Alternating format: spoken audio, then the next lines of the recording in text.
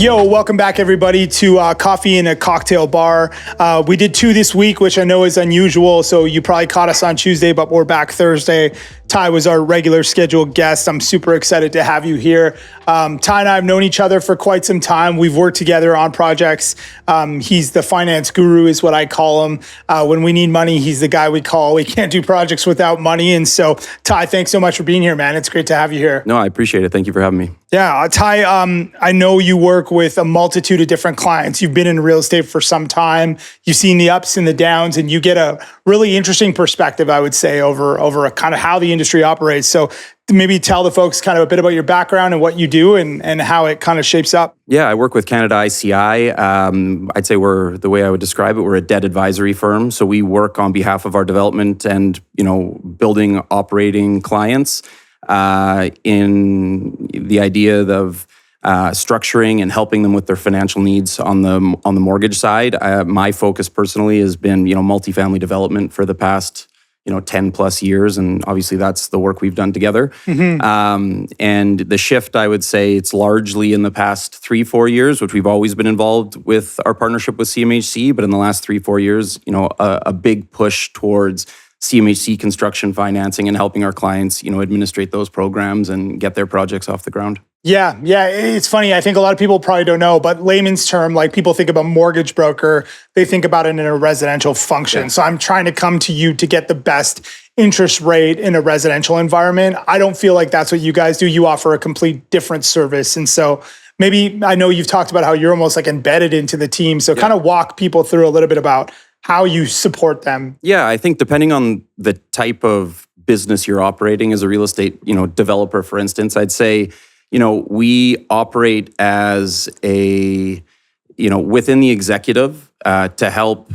structure and tailor, both growth. So the financing is a component of it, but it's tailoring that financing to fit within that business. Everybody's got different pressure points. Everybody has different goals. Yeah. So I'd say in some capacity, sort of we're a liaise to the CFO, but not on the accounting financial side of it, more on the working within the capital stack of the business, saying, here's where we are today. This is what our pipeline looks like. Here's what we want to either build or acquire or dispose of. And then we work within that team to say, here's how we should structure some financing. Here's some ideas that will work well within your corporate governance. Yeah. And so you obviously help people put together their pro formas. You basically tell them how much money they're going to need. Yep. And then you guys actually you have a debt facility now. Canada ICI is Access Bank, but you also place with other lenders to find the best interest rates, essentially? Yeah, Canada ICI's got sort of 3 divisions. I mean, it's all built around our advisory brokerage arm, which is, I would say, the largest in the country, I think now. We've got offices across Canada.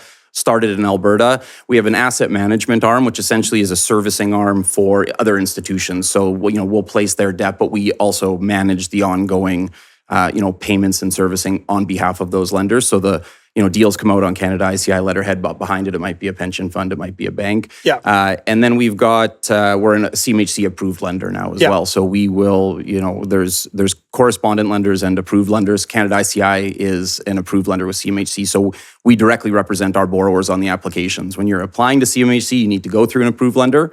And so we will take that deal through CMHC on your behalf and then market it as Canada ICI is one of the lenders, but we'll also market it out to the lending community to get you the best deal. Yeah. And so you were talking a bit about how the business has changed. The industry had a shift, 4 years ago. You kind of told me stats roughly about the numbers and volume. I think those are some compelling numbers. If you could share, what percentage of your, ICI's lending is CMHC versus conventional today, would you say? Yeah, probably 80+% in the past 2 or 3 years. I would say, since the inception of MLI Select, post-COVID and interesting times in the country, difficult to get pro formas to work in a rising interest rate environment. CMHC's done a very good job tailoring their program around, the for-profit community and, structuring it in a way that helps incubate development. I think without that program, we wouldn't see anywhere near the development that we've seen in the past 3 years because the parameters that they've put in there have allowed for it. Yeah. And as such, we follow the market, we represent the market in that regard. And I would say that largely because of those things, we're largely focused on CMHC just because that's where that's where the productivity is. Yeah, and I think most people don't understand that CMHC is essentially what is really creating housing starts in your mind today. And the vast majority of what you're seeing in applications is only happening because of CMHC, which is allowing those starts to actually make any sense of financial sense. Yeah, I think that's completely fair. CMHC started with their Flex program, which I'd call it version 1 of what we now know to be MLI Select. Yeah. They've done an incredible job understanding probably what the pressure points are for the market, and the offset to that is they're gaining social outcomes. They're gaining things like affordable housing with controlled rental levels, but also, affordable housing in the sense of bringing more natural units to the market, energy efficiency, and accessibility are other areas that they're able to gain. So the offset there is, the for-profit community gets some, more flexible and advantageous loan parameters than they would, say, in a conventional setting. Yeah. The offset is that the market gets more units, and those units have some more tailored social outcomes that otherwise probably wouldn't be there. Yeah, so maybe let's get into that, Tye, because you've seen the market over the last 10 years. A lot of things have shifted to rental. You were doing condo before. I guess the multi-phase question here, is this cyclical? Do you imagine where we come back to a condo environment where people are doing more sales? And I think the other question I would have for you is, are we actually solving affordability with these programs? There's a lot of concern that we're using government subsidized programs or government programs, but we're not producing housing affordability in a housing crisis. So the two-stage question, I guess the first one is what I would be curious about. Is this cyclical, or are we in a different environment for you? Second one is, are we actually creating affordability?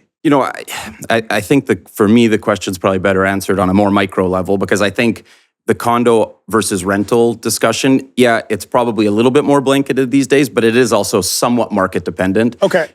You and I have lived in Calgary for our, entire career. And what I would say is, Calgary historically has been home ownership. Yeah. We have a very small rental universe in comparison to cities our size, both in Canada as well, just in North America. I do think we'll start to see some condominium just based on supply and demand and the need for it. But I think we're seeing a shift in the market in migration into Alberta. Immigration into Canada, and a lot of immigration provincially to Alberta. I think you're going to continue to see. Even if condo comes in, it probably won't be at the subtraction of rental units. I think you're going to continue to see more rental housing. I think you're starting to see a generation that, different than how we were sort of raised, where it's, hey, as soon as you can buy a home, you try to buy a home. Yeah.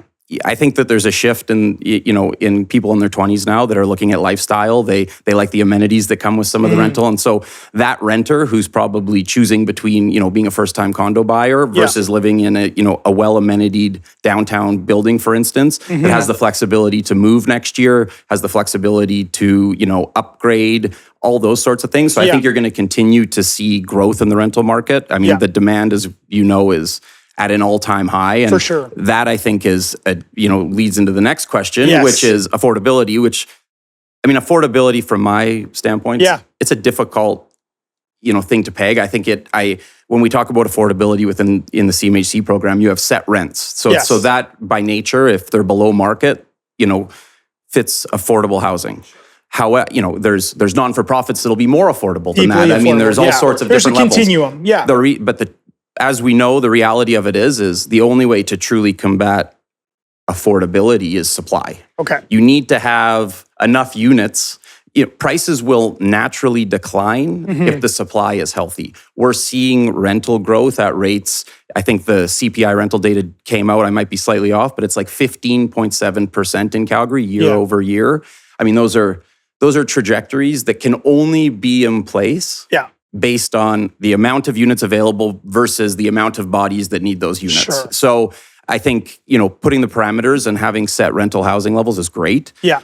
But for sure, supply will be the thing that helps. And that's where I think MLI Select has done a great job, at least being able to keep up with it, because otherwise I don't think you'd be seeing, you'd see an even bigger affordability crisis. Yeah, and it's funny, I was at the drop-in center yesterday. We did a tour. They're big housing policy advocates.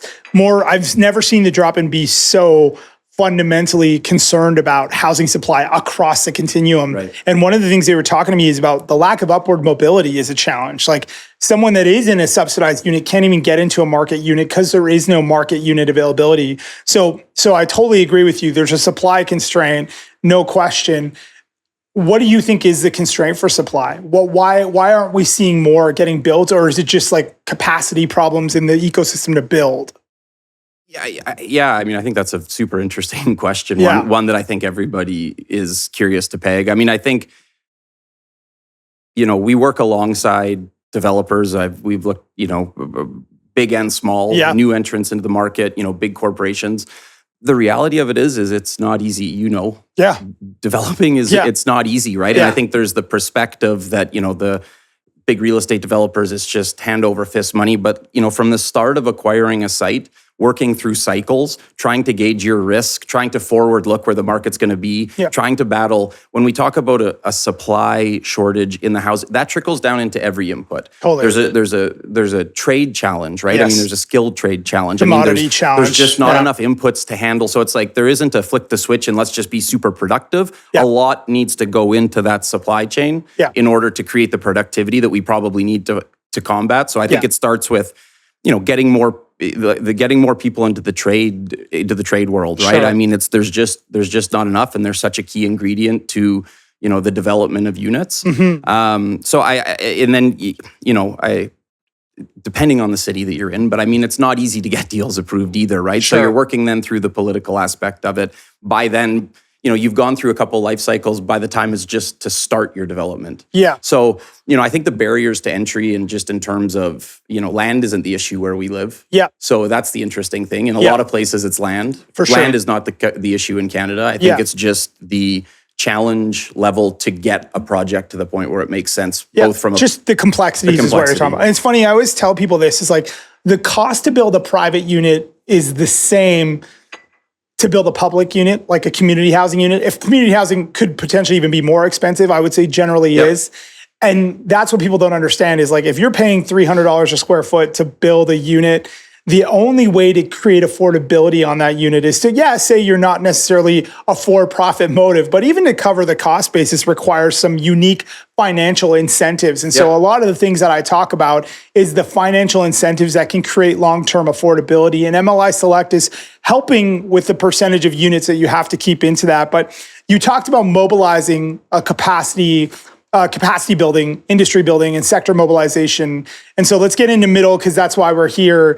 I know that was not necessarily your core business, but talk to me about what you've seen in this kind of middle housing movement that you've seen, not only in Calgary, I know you do work across the country, but what are you seeing and what has that been like for you? Yeah, it's been interesting. I mean, I think my team at Canada ICI largely is focused on middle housing now, just again, based on what we're seeing in this city. We're seeing, large developers create divisions for, row housing with suites. We're seeing, new entrants into development take that capital that maybe previously they were going to buy a bay in a development or, park that real estate investment money elsewhere. They're looking at it and saying, I think similar to what we saw when the duplex market took off, is that people saw, the projects are of a size and of a scale that they're more accessible. That market still required sales. It required private financing. So there was some challenges there. CMHC is a structured program. Like it's a known path how you can be approved. I mean, they adjudicate their files in alignment with what a client would need, both financial and experience. So I think we're seeing a new cast of clients come into the market, which I love, which is really interesting. And I think that's part of how this is going to work, right? Is that you need, for middle to happen, it's the deals aren't going to be the right size for a lot of the big players, right? Because they're just not that size. So you're going to have new startup developers, you're going to have smaller developers, and then I think you're going to have a new avenue for people that own that real estate that's being assembled. I think, when you talk about the housing, the rezoning and all the kind of buzz that's gone around Calgary, probably the most impactful thing that's created is land trades, right? We're seeing this rise in pricing and this kind of rush to get your sites. Yes. If you're one of those homeowners and you're Yes. getting called by realtors every week, you're going to probably turn around and say, maybe I shouldn't sell this land. Maybe I should look into, these guys are going to do it. Correct. Why don't I look into see if maybe I can put some units in it? Maybe I could even live in a unit and this can be a retirement. Maybe this could be the start of another business. Totally. Well, that's why we started middle school, which is what I told you. And I know you guys are going to help us kind of try to provide some of that financial literacy, understand the risk for people. The thing that you said, though, that I think people often forget is that building a single family home and then going to a 4-story mid-rise is just so hard. And we've tried that. And why I love the middle is because it bridges that gap of what that multifamily experience, the complexities you talked about. And I always tell this example about Paul Battistella, because the Battistella family started in Connaught Gardens in 1996, has gone on to build thousands of units in Calgary. And the vast majority of those home ownership rather than rental. And so you think about, like, people look at real estate in a short time frame. We're in a crisis. We need to solve it now. It's going to take a decade to solve this problem. And so I love the fact that middle is allowing that. But I guess the question I think everyone's asking you and showing up on your doorstep is, Tye, can I do this? Like, what does it take for me to participate in middle housing? And how would you answer that for someone who's starting and considering this journey? Yeah, I would say think of what the risks that you're worried about are. Now, to solve those risks, you're going to be solving a lot of the same things that the person, the CMHC or the lender is going to require to mitigate for their stakeholders. Sure. So let's break it into two areas. When you go through CMHC, I mean, there's a prescribed document checklist that has to be completely fulfilled before you make an application. They've standardized it. And ultimately what it comes down to is, you're going to underwrite the project, you're going to underwrite the market. But again, as middle's happening, you're going to see lots of comparable deals happen. So that part is not that difficult anymore. There's enough comps. The market's proven in terms of what these projects look like. Sure. So then it comes down to the financial side of the guarantors or the owners of the development. And then it comes down to the experience. So the financial side of things, that's just something we can walk through with a client by client basis. I mean, likely if you own your home and you have a bit of capital on the side, the net worth that they're looking for is a minimum of 25% of the project, and then some liquidity. I mean, essentially, the way I always talk to clients is what everybody wants to make sure is that if a challenge comes into the development, that risk is shared and that there's a way to solve the problem. You're doing a real estate development, they're not risk-free. That's just the reality of it. And then on the experience side, which supplements a lot of that, is surrounding yourself around with the right people. And I think that will be, what you're working on with middle school and with middle, which I think is great, is, you might not have the property management experience. So when it's built, who's going to manage that property for you? CMHC is going to require that experience. You might not have the construction experience. So who's going to deliver this product for you? Who's going to represent you with that contractor? It's about surrounding yourself with the right people. Has your architect, designed something that's buildable? And have they designed these things? All of those types of stuff. And I think it's just a matter of, opening those channels and finding the right people to help support you through that development. To do one of these developments, it doesn't mean that, hey, you have to have done a bunch of these developments, but you certainly do have to surround yourself both for your own risk as well as, what the lender and the CMHC adjudication process is going to look for to make sure you guys are aligned. Well, and that's kind of why we started middle school and trying to build this middle community is like, you don't do this by yourself. It takes a village. And that's the one thing I learned real quick is like, I don't have to be the person that's super versed in finance. I need you to help me get 100%. Versed. And so surrounding yourself around the right people is why we created middle school. And so a self-plug for middle school. But I mean, just to cut that off, that still exists in the large development community. 100%. Some of the biggest they're not the experts. There's so many components of these developments. Sure, some guys will self-perform their construction because over time they learn, but they likely didn't start there. Everybody relies on the experts within their components of these deals to make sure that they're taken care of. You're still going to be heavily involved. You're going to learn a lot. But you're not going to step in and do the structural engineering on your development.